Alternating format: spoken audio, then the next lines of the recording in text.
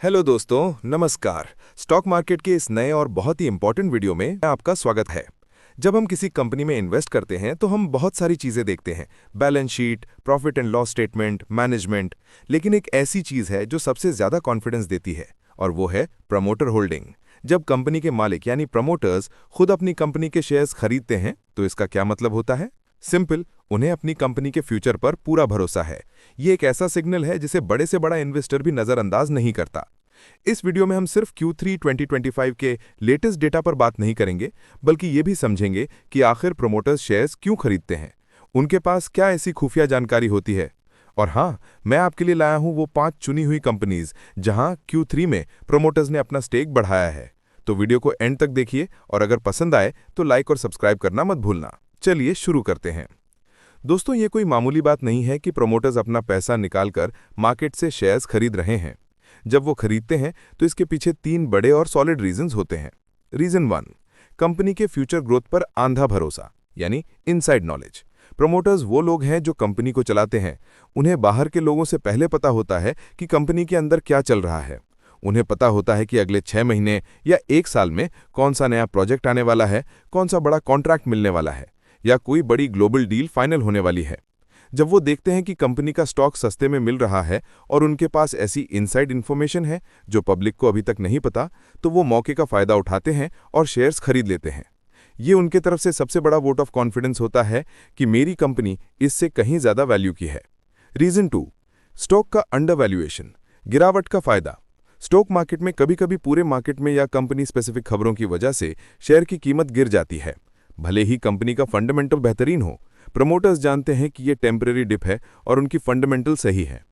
जब उन्हें लगता है कि उनकी कंपनी का स्टॉक उसकी असली वैल्यू यानी इंट्रिंसिक वैल्यू से कम पर ट्रेड हो रहा है, तो शेयर्स खरीदकर इस डिस्काउंट का फायदा उठाते हैं। उनका खरीदना यह साबित करता है कि उन्हें पूरा विश्वास है कि स्टॉक जल्द ही रिकवर करेगा और बहुत तेजी से बढ़ेगा। इस मौके को वो बाइंग अपॉर्चुनिटी कहते हैं। रीजन 3, कंपनी पर अपना नियंत्रण बढ़ाना, यानी कंसोलिडेटिंग कंट्रोल। कुछ मामलों में प्रमोटर्स अपना स्टेक इसलिए बढ़ाते हैं ताकि कंपनी पर उनका कंट्रोल और मजबूत हो जाए। हायर प्रमोटर होल्डिंग का मतलब है कि वो बड़े फैसले आसानी से ले सकते हैं और उनकी कंपनी का टेकओवर करने का रिस्क भी कम हो जाता है। खास तौर पर जब उनका स्टेक 50% के करीब होता है और वो उसे 51% से ज्यादा करते हैं, तो उनके पास एब्सोल्यूट मेजॉरिटी आ जाती है। ऐसे में कंपनी को बेहतर तरीके से चलाने और लंबी अवधि के प्लान्स को लागू करने में आसानी होती है। तो ये थे वो 3 मुख्य कारण। अगर आपको ये एनालिसिस पसंद आया तो अभी लाइक बटन दबाओ। अब बिना किसी देरी के देखते हैं कि Q3 2025 में किन 5 कंपनीज में ये बड़ी बाइंग हमें देखने को मिली है। हम अपनी लिस्ट को रिवर्स ऑर्डर में शुरू करेंगे, उस कंपनी से जहां सबसे कम पर सिग्निफिकेंट स्टेक बढ़ा है, और नंबर 1 पर होगी वो कंपनी जहां सबसे ज्यादा बाइंग हुई है।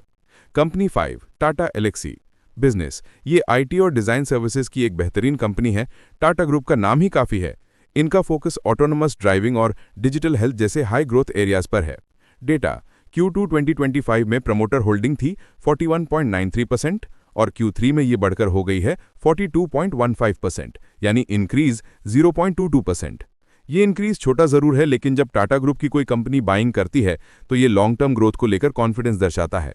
ये छोटा सा बढ़ाव भी बड़े रिजल्ट्स का संकेत हो सकता है। कंपनी 4 है Dixon Technologies business. Electronics manufacturing services में डिक्सन एक अग्रणी नाम है। ये कंपनी PLI स्कीम का बड़ा फायदा उठा रही है और मोबाइल से लेकर टीवीज तक सब कुछ मैन्युफैक्चर करती है। डेटा, Q2 में इनकी होल्डिंग थी 34.50% और Q3 में ये जंप कर गई 35.05% पर, यानी इंक्रीज 0.55%। ये बढ़ाव इसलिए खास है क्योंकि ये कंपनी पहले से ही काफी हाई वैल्यूएशन पर ट्रेड करती है। इसके बावजूद प्रमोटर्स का खरीदना दर्शाता है कि उन्हें लगता है कि आने वाले सालों में उनकी मैन्युफैक्चरिंग कैपेसिटी और रेवेन्यू में जोरदार ग्रोथ आएगी और ये उनके करंट वैल्यूएशन को जस्टिफाई करेगी। कंपनी 3 है सेंट्रल डिपॉजिटरी सर्विसेज, यानी CDSL। CDSL डिपॉजिटरी बिजनेस चलाती है।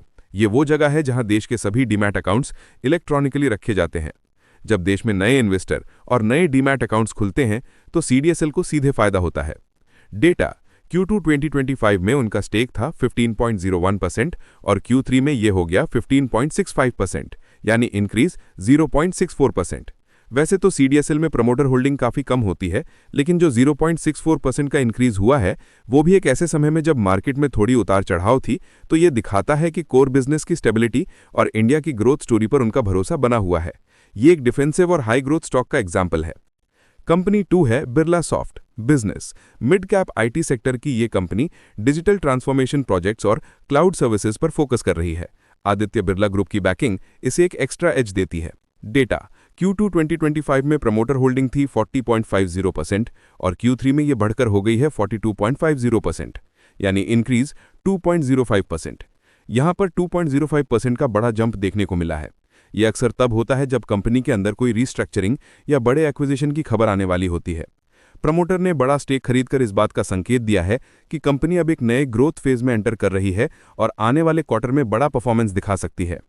कंपनी 1 है power finance corporation PFC business और नंबर 1 पर है पावर सेक्टर को फाइनेंस करने वाली ये NBFC। ये सरकारी कंपनी पावर प्रोजेक्ट्स को लोन देती है। डेटा Q2 2025 में उनका प्रमोटर होल्डिंग था 55.99% और Q3 में ये मैसिव जंप कर गया 59.95% तक, यानी इंक्रीज 3.96%। लगभग 4% का ये बड़ा बढ़ाव अक्सर प्रेफरेंशियल अलॉटमेंट के जरिए होता है, जहां कंपनी सीधे प्रमोटर्स को शेयर्स इश्यू करती है या फिर सरकार, जो यहां प्रमोटर है, अपना स्टेक बढ़ाती है। पावर सेक्टर की बढ़ती डिमांड और सरकार के बड़े प्लान्स को देखते हुए PFC में इतना बड़ा स्टेक बढ़ाना लॉन्ग टर्म ग्रोथ स्टोरी पर एक स्टैंप ऑफ अप्रूवल है। तो दोस्तों, आज हमने 3 रीजंस और Q3 2025 में प्रमोटर होल्डिंग बढ़ाने वाली 5 कंपनीज पर चर्चा की। प्रमोटर्स का खरीदना सिर्फ एक नंबर नहीं, बल्कि कंपनी के फ्यूचर के लिए एक बहुत बड़ा सिग्नल होता है। आप इन कंपनीज को अपनी वॉच लिस्ट में ऐड कर सकते हैं और इनके फंडामेंटल्स को डिटेल में स्टडी कर सकते हैं। दोस्तों, स्टॉक मार्केट में इन्वेस्टमेंट करने से पहले अपनी खुद की रिसर्च और फाइनेंशियल एडवाइजर से सलाह लेना जरूरी है। ये वीडियो सिर्फ एजुकेशनल पर्पस के लिए है। मैं एक रजिस्टर्ड फाइनेंशियल एडवाइजर नहीं हूं। आपको इन 5 में से कौन सी कंपनी सबसे ज्यादा पसंद आई? कमेंट बॉक्स में जरूर बताइए। वीडियो पसंद आया तो लाइक करें, चैनल को सब्सक्राइब करें और बेल आइकन दबाना मत भूलना। मिलते हैं अगले वीडियो में, तब तक के लिए हैप्पी इन्वेस्टिंग।